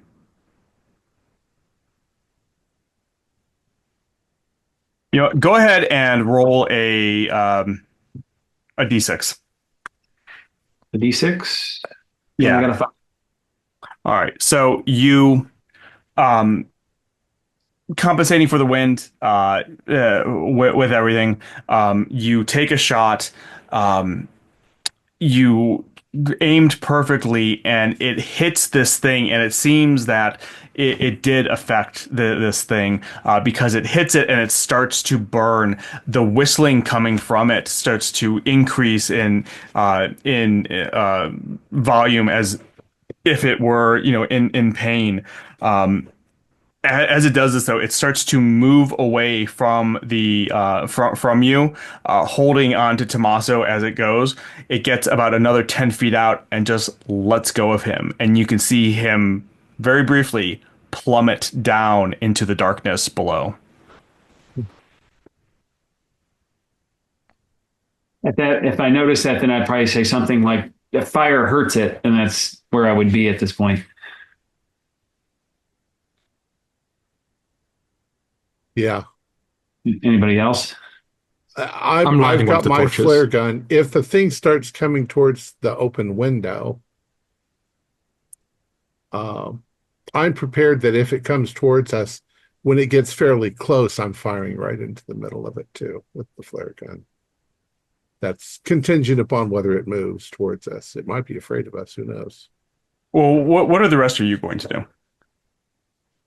Well, I have this newfound fear of the wind and the cold, so I am desperately looking for ways to make it warmer in here. So just feeding the fire more wood that I can find. Anything that's loose wood is going into the stove. Okay. Um, all right. So yeah. So you're feeding the fire. We'll come back to that. Domenico and Angela, what would you like to do? Um, Um, so lighted one of the torches. Probably stay as far away from the window as possible. Just if it comes in, I'll try to throw the torch at it or something. But for now, I'm way too scared to do something. okay. And I'm I'm go ahead. going I'm to sorry. reload my gun and go close to the door. The door to the outside. Well, Yeah. that. Okay. Are you like aiming at the door? Is there something specific that you wanted to do with it? Just waiting in case things get really bad, in case it comes down to fleet, because it doesn't look our best case scenario. The artillery flare goes off and maybe something gets done to it, but it's pretty clear that I don't think our guns are going to do much good. Okay. All right. The thing disappears in the darkness. Um, that you hear the wind whipping. You can hear the whistling still kind of rise and fall with the sounds of the wind outside. It's kind of hard to pinpoint where it is. Um, you all have kind of like backed up. Angela is close to the door. Roberto, you are you just keep stuffing things into the fireplace. Um, Roberto, give me a man. I'm trying to think of like a good skill for give me a luck roll for this. Okay. Ooh, 53. Oh, perfect. So Angela had broken the bed before. There, you are basically just like breaking anything of wood that you can. There's a couple boxes in here. You're just shoving it into the stove to the point where the fire is like coming out. There's so much wood in there that it is just going over the edge. It's coming out of the potbelly stove. Almost engulfing it in that. The rest of you are, very focused on where this thing is. So I'd like you all to give me, all the rest of you, not Roberto, give me alertness rolls, but at a minus 20. There's a lot going on that you're distracted with. 79, so that's definitely failed. I 94. just barely passed. Okay. Lieutenant, what was yours again? 94. All right. So the only one who passed was the sergeant, who is also, kind of deathly afraid of the cold at the moment. The rest of you, the thing starts to kind of test the walls again. You can hear the whistling get louder, and like a blast of wind hit the wall, piece of the wall harder this time because the snow starts to break into where it is. Roberto is continuing to shove things in. Sergeant, you notice that you kind of step back. And you can feel it really warm, like a lot warmer than it should be. And you turn around and you see Roberto just shoving more and more wood. At this point, he's like piling it on top of the stove. And that part of the room is engulfed in flame to the What a point great where. idea. Yeah, to the point where the walls and some of the boxes are smoking and catching on fire. I am satisfied, and I yell over my shoulder, "Now, could someone shut the fucking window?" Now we just got to lure it in here. Well, we can't. It was boarded up, and now it's all shattered. I can't stand the fucking wind. It feels pretty good standing over here. I am going to stand there, and the second that thing appears, because eventually it'll come around to test the side where the window is, I'm firing the flare gun into it. All right, let's move back into kind of dexterity order. Um, Roberto, get to go first. I'll let you decide what you want to do. Okay, so um, code and wind. I've solved code. Yep. Maybe too much. Now I'm concerned about the wind. So I don't think I'm doing anything yet, but I'm actively searching for a way to cover that window. Um, Just there there are there's definitely wooden planks. There's boxes that you could try to shove in there. There's cloths that you could, like draperies that you could put over. I think Depends I how much work you want to put into it. I think if you agree, there's a decent sized box. That looks like if I could get it broke apart, I could probably cover a good portion of that window. So I'm just kicking it, trying to break it apart at the moment. Okay. Yeah, yeah. You're actually, yeah, easily able to do that. Yeah. You get it down into the pieces that the size that you want, and next turn you'll be able to do whatever you want with it. Okay, so that takes us to Domenico. What would you like to do? I'm moving away from the fire a little. It's getting out of hand. I don't think looks well. I'll stand by the window with the sergeant Okay. and just Um, hold my torch at the ready and just react when something happens. okay, so Sergeant, where were you standing then? I thought you had backed kind of towards the. Well, I'm towards the fire, but I'm still right in front of the window, and I'm on alert. The second I see that thing, I'm firing Okay, into it. okay, all right. Um, okay, so Dominic, you said you're going next to the sergeant. Yeah, I thought he was away from the fire a little bit more, but I'll probably still stand next to him. He seems to have some kind of plan, and I'm Okay, scared, so okay, all right, makes sense. gives me comfort. We'll This kill takes it us to. together. All right, this takes us to the lieutenant. Is the fire out of control, or is it just it's going to burn Pretty much, yeah. So, a portion of the room is now ablaze. So let's say the stove was kind of like in the back corner. That corner of the room is on fire. So we have a different problem. We need to kind of like put the fire out, so to speak, right? Eh. Oh no, no, no. We don't need to put that fire out at all. Not Well, until we kill this thing. I Fire mean, just keeps get us it back safe. under control. Do I recognize as it's out of control and trying to? Yes, Otherwise, yeah, I would. yeah. You haven't. I think you are probably one of the only like relatively sane people left.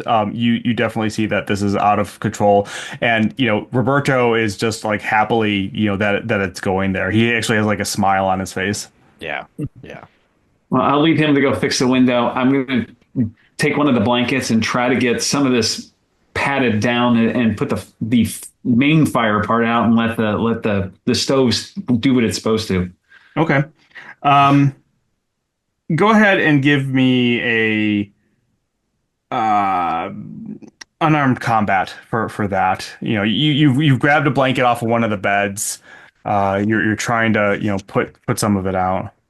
Pass. Fast. 39. Okay. You get some of the fire that had spread along the floor, kind of put out. The fire that's kind of like shooting out of the potbelly stove and the wall. It's still burning, spreading. The wind from outside that's kind of leaching into the shelter is not helping. It's kind of kicking things around as well. Even though you put some out, you feel that you get the idea that you're not going to be able to kind of put the entire thing out. But okay, so this takes us.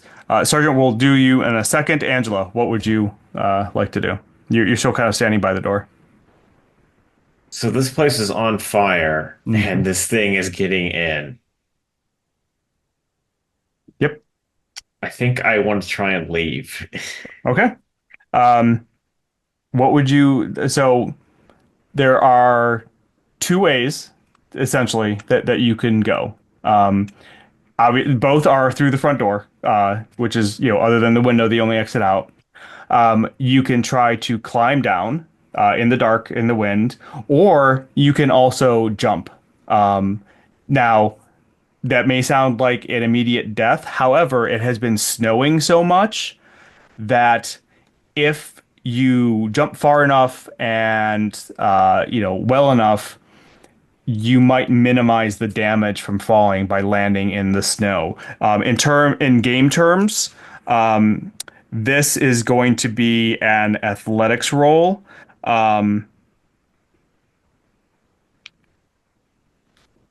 Sorry, If you I'm break looking your at. leg, you're going to just lay there and die. There is that. You will still definitely take damage, but how much that is going to be dependent upon the your athletics roll. Or you can take a chance and climb down where this thing might be able to get you. That's the other option. For now, I think I want to try climbing. Worst case scenario, I might just try and jump from there. Why don't you Okay. take something burning with you? Maybe it won't like that. That sounds like losing one hand when you're trying to climb down something. That Oh, that's doesn't. right. So I'm gonna try clambering down. Okay. So uh, Angela whips open the door and goes out. As soon as you go out into the dark snow, the wind whips onto your face. It's freezing out there. If you ever walked outside when it's super cold and it steals your breath away, that's exactly what happens here. Give me an athletics roll for as you try to go down the mountain in the dark. I passed. Awesome. So you make it out. You start to climb down. This thing, it is out there. You can see it, near the window, moving. It was kind of at the far side.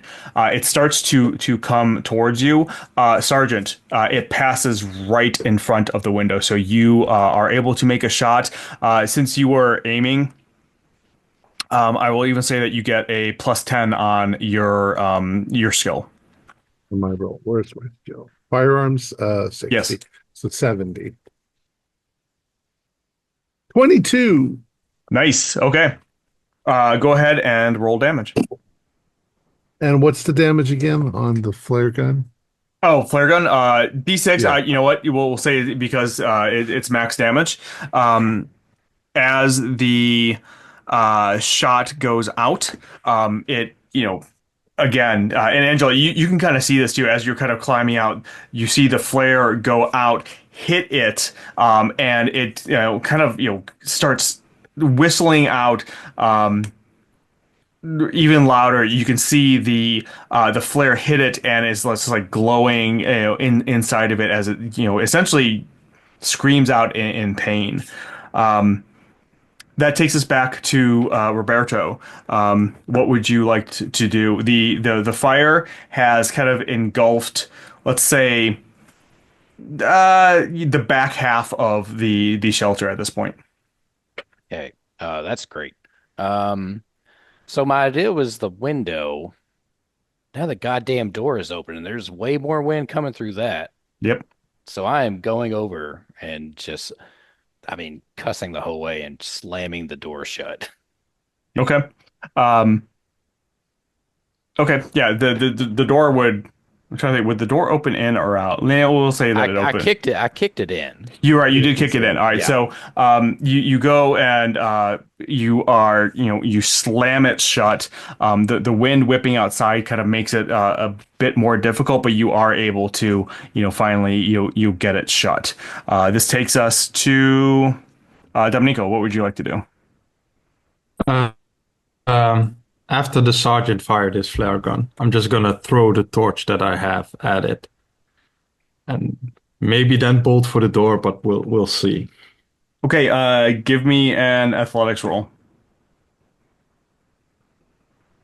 34, so that's definitely, yeah, that's pass. So you throw the torch out at this thing roughly the same time that the sergeant shoots it. Your torch goes flying out. It hits it, but it doesn't seem to have any effect on it. Like the torch in general, Yeah, or also the fire? I assume nothing. Okay. both essentially. And you said you wanted to kind of move after that. I mean, this cabin is burning down, so I'll definitely move towards the door to get out after. So you get to the Depending on door. how far I'll get, I'll just move. Yeah, you get to the door right as Roberto slams it shut. Roberto, are you like holding it shut or No, I don't think so. I think I'm shutting it and then back to the window because okay? there's still wind happening and it needs to Oh stop. yeah. Okay. All right. This takes There's work us. to be done. This takes us to the lieutenant. The back half of this shelter is engulfed in flames now. You put some out, but there's just no way that you're going to be able to put everything out. All right. So I recognize that the whole thing's going to burn down. So I give Domenico a torch and put him by the door. Tell the sergeant to get his flare gun ready and myself and try to get Roberto out. We're leaving now and trying to follow the corporal. All right. So you're just kind of ordering everybody around, getting everybody ready to go.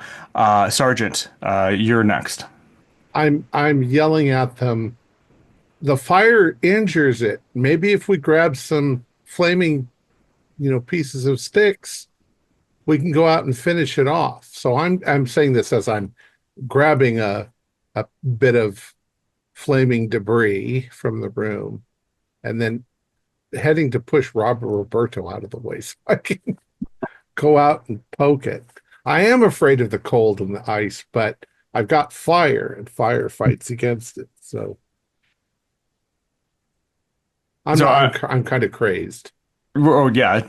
So I'm sorry. So you're going to you're grabbing all this, and are you staying inside or are you going out? I missed that. I'm intending if I can get past Roberto to go outside and start poking it with the flaming end. Yeah, I think Roberto, you said you weren't gonna, you just shut the door. You weren't like holding it shut, right?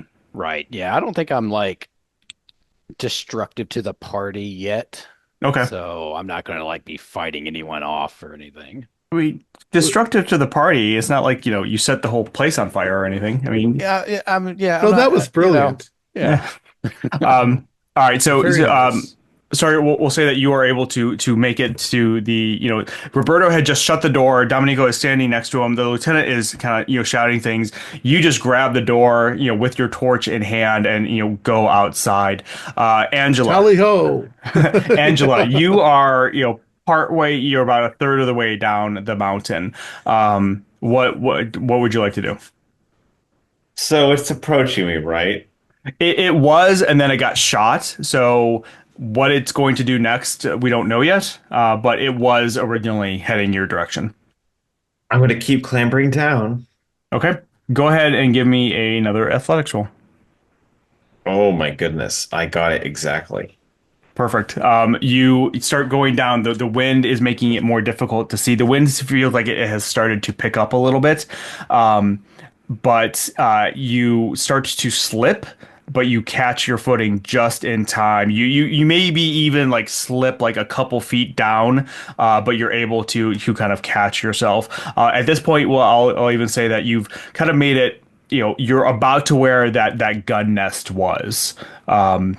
And so that takes us to it. It is going to with you going down, with Angela going down the mountain and the sergeant coming out. It is kind of floating in midair. The tentacles just whipping all over the place, and starts to immediately head toward the sergeant. Sergeant, Is it still lit up on the inside? It is, yeah. It has this almost how can I describe this? It had the flare is still glowing inside of it, but what is really I don't know, unusual is the glow. It's kind of like flickering on and off. Not that it's flickering itself, more like the thing is material and then it's not material, and then it's material and then it's not material. So when it's not material, that's when you can kind of see the flare inside of it, and then and so on. All right, but it's one of its tentacles lashes out at you. So Try and yeah, go ahead and with give the me fire. a dodge roll. 003. All Angela, right. I'm rolling really well tonight. So. Yeah, so that saved you. But go ahead and take 4 points of damage as the tentacle hits you.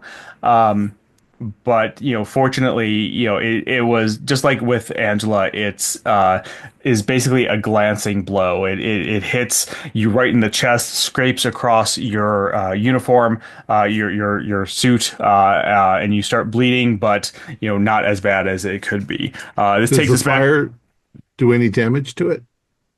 No, it didn't seem to do any damage to it. Oh, shit. This takes Never us mind. to Roberto. What would you like to do? Okay, so I imagine. So when a new phobia sets in, it's probably when it's most intense, right? So that's kind of why Roberto is Mhm. taking the actions he's taken. I think that'll break once he gets burnt, maybe. So you tell me when that's going to happen. If that's not happening yet, I mean, we're kind of on repeat because I was going to shut the window and then the fucking door opened again. And so I whip around I'm going to slam the door back shut. So I would say that that probably happens now. With Okay. the half of the shelter now is engulfed in flames. Anybody inside is gonna start taking damage. So take a point of damage from just the heat and the flame, and probably the roof of the shelter is starting to collapse in some places. So if you would like to change what you were going to do, go Yeah. ahead. Yeah. So Okay. I think with that happening, I am heading towards the window. Maybe my arm catches a lick of flame Yeah, definitely. enough to snap me out of it. I'm like, okay, this is ridiculous. We have to run now. So I am heading towards the door, but I'm heading out the door and just trying to get down the mountain. Okay. All right. So you make it out at this time. Um, Go ahead and give me an athletics roll. Okay. 96. All right. So you go out to you make it out, but the wind as you hit the outside just kind of knocks you off balance. You weren't quite expecting it, and you slip. See here. Take 2 points of damage as you kind of basically go sliding down the mountain somewhat. Dominico, now it is your turn. I guess I'll try to just jump down into the snow. All right, like what you awesome. said before. So you are in the cabin. It's engulfed in flames. You just run and leap into the darkness. Make an athletics roll. Seems like the fastest way to get away from this thing. 70, and I have, I think, 70. Damn. Nice. So you passed. You go Barely, flying but yeah. into the air, into the darkness. As just to make this even more cinematic, as you're going, these things tentacles whip by you, barely missing you as you go sailing into the air.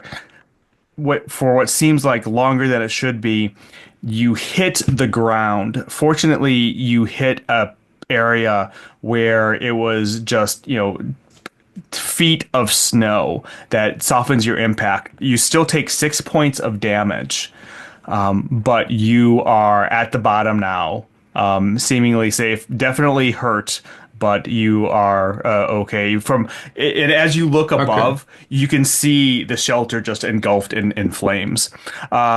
Is Lieutenant. is this? Oh, Yeah, go sorry. ahead. Is there something like major wounds? Because I had 10 hit points. Is I my don't think there is in this. That's my total, and this is there, more than half. Okay, yeah. So I don't fine. think so. But when you hit zero, unlike in like Call of Cthulhu, where you can make rolls, once you hit zero, you're dead. Okay, clear. All right. All right. So who's next? Lieutenant, you're next.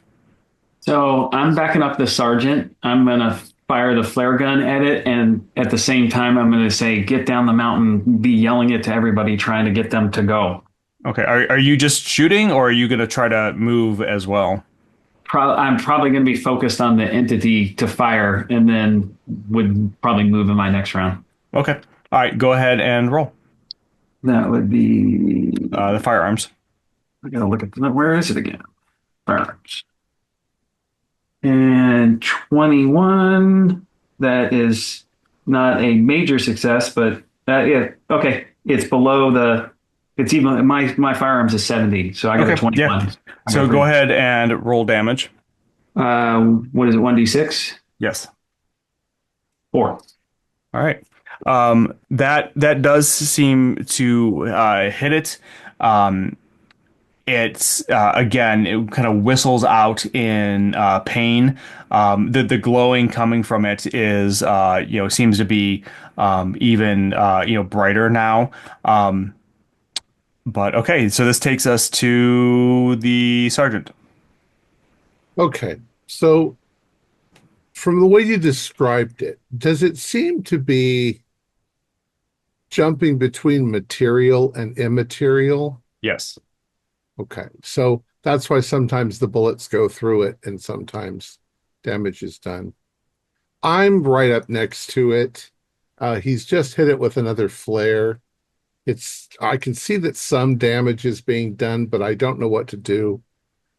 I am going I'm in self-sacrifice mode. I am a soldier. I'm going to pull out my pineapple grenade that I have, pull the pin, and try to shove my hand into the middle of the thing. Okay. Oh, God. When it's sort of immaterial, I'll put my hand right into it and then blow up. Okay.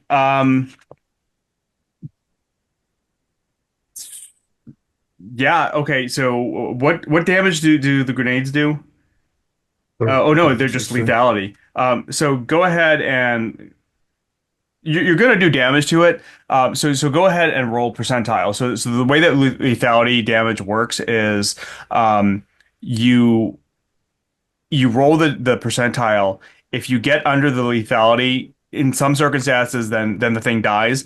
Otherwise, you add the two values of the dice. So if it's like a 40 and a 8, you would do 12 points of damage, 4 plus 8. So go ahead and roll and let me know what you get. I got a 28. Okay, so that's not below the lethality. The lethality for a grenade, I think, is 12%. Yeah. So, but that is 10 points of damage. What? Yeah, you rolled a 28. You said. Correct. I'll explain why later that would not normally damage it, but I'm gonna say that it does. Okay. You also take 10 points of damage, and your arm is no longer on you. All right. So I am down to 1 point. Okay. Probably my whole shoulder has been blown off, and I'm launched back into the snow.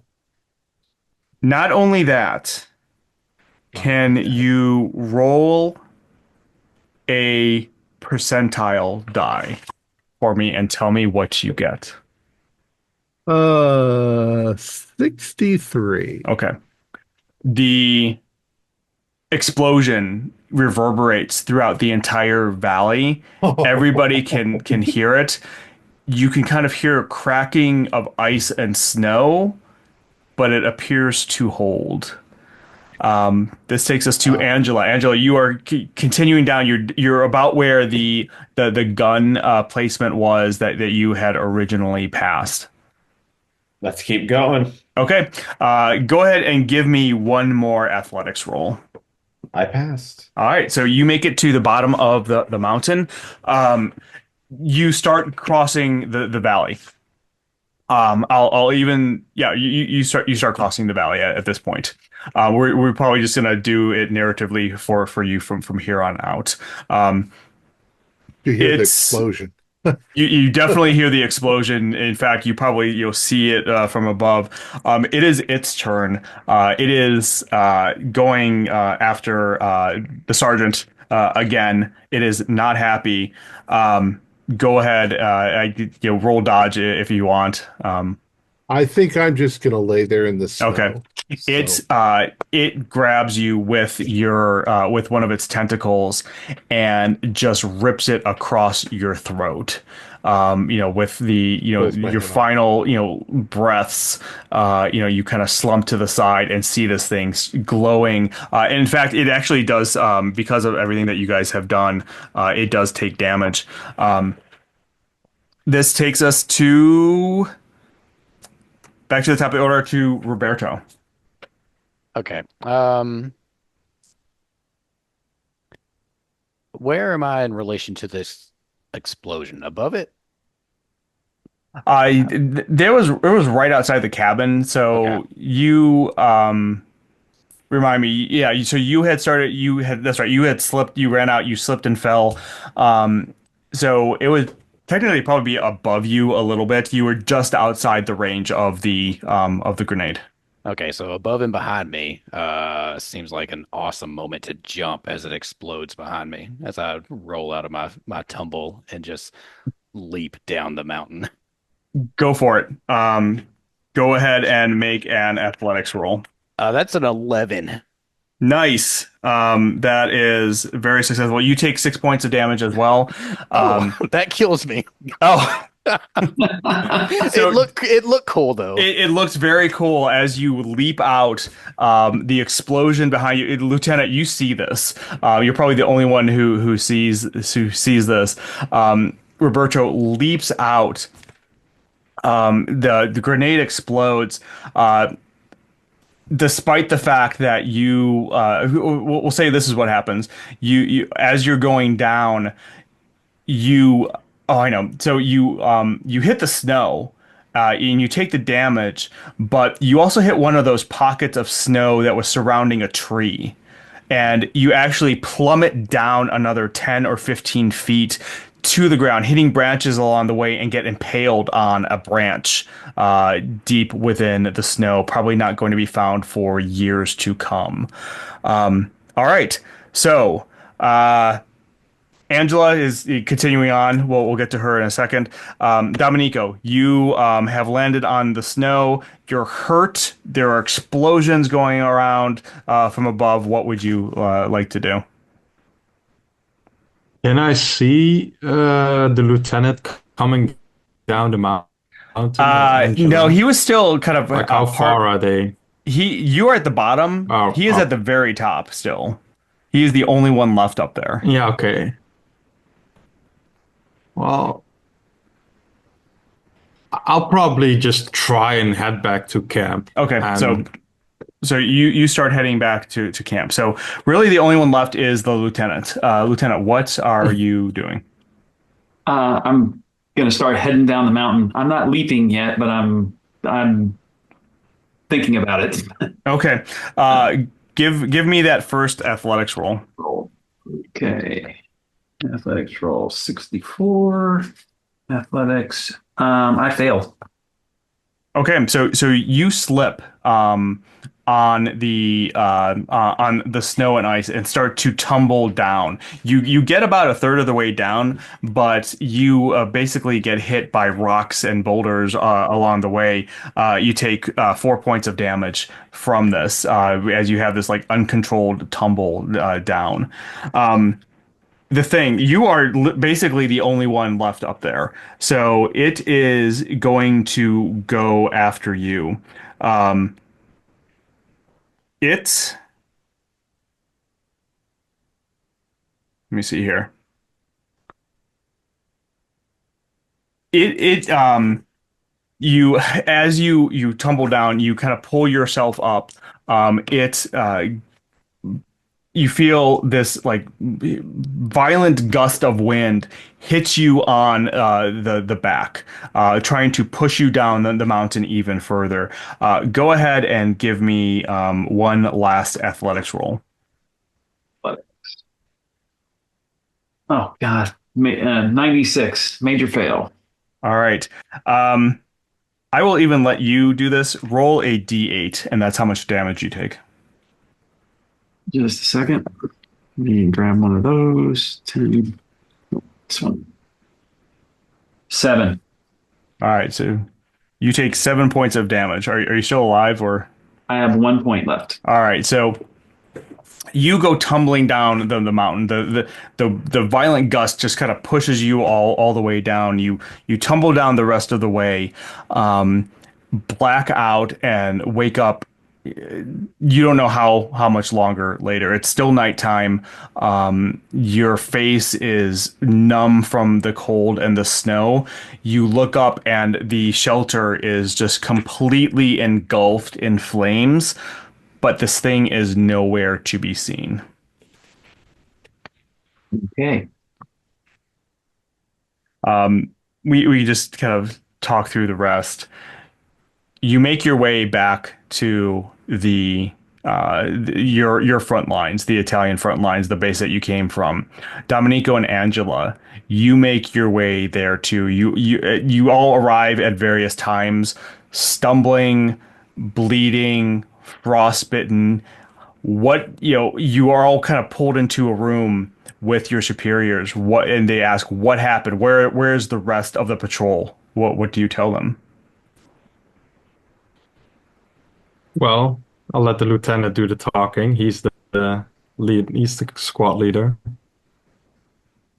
Am I there yet, or is it? Yeah. We'll say this is very early the next day. Do I still only have like 1 point and kind of like barely hanging on? Yeah, you're barely hanging on.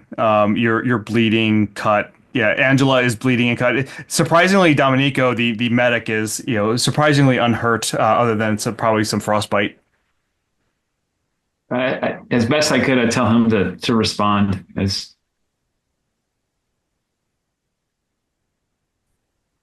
Domenico, what are you gonna?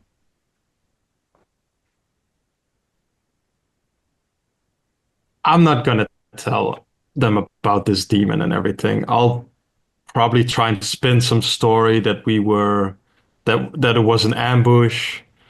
Uh, uh, both sides got, we got pretty banged up. We lost 2 of our men, but we managed to get all of them. And if yeah, something like that. All right. The colonel, who is there questioning you, seems to be does not really seem to be buying this. He can tell that something happened. Almost half of you didn't return. They heard gunfire, they heard explosions, they saw a fire, and he starts to, yell and pester you with questions. And it is early morning at this time. It is early Friday morning, and as he starts yelling at you, you all can hear this rumbling outside. This massive rumbling that everybody freezes in fear because that is an avalanche happening. And outside, all along the mountainside, is what is known as White Friday as it occurs. This is an actual event that happened where along the front lines here, massive avalanches occurred. Now, whether you caused them or this thing caused them, you wonder that for the rest of your lives. And that is where we're going to end. Yeah. that is where we're going to end it. Wonderful. Nice. Excellent. Holy shit. Cool. Okay, now tell us. All right. So what happened was the Austrians were, they were in the glacier, they had built those tunnels, like we described. They were expanding the room that you saw when they basically blasted the center of the room and opened up a hole within there. If nobody went and looked at inside that kind of hole in the floor, if you would have seen that it was like surrounded by this like black basalt stone that went down and down, almost limitless. Essentially, what had happened was this was a ancient tunnel that had been blocked off after hundreds or thousands of years that had captured a polyp horror. The polyp horrors, these are the creatures from the adversaries of the Great Race from the Shadow Out of Time. And it basically let it loose. The villagers had heard of this before. That's why the Il Fiscatore legend had grown. And when it basically emerged and wiped out all of the Austrians, that's where the gunfire from before was, or that you had heard. And so you had gone in there, all of the Austrians had essentially been wiped out, and you just kind of, stumble upon it, and it's, you trying to, escape in some fashion.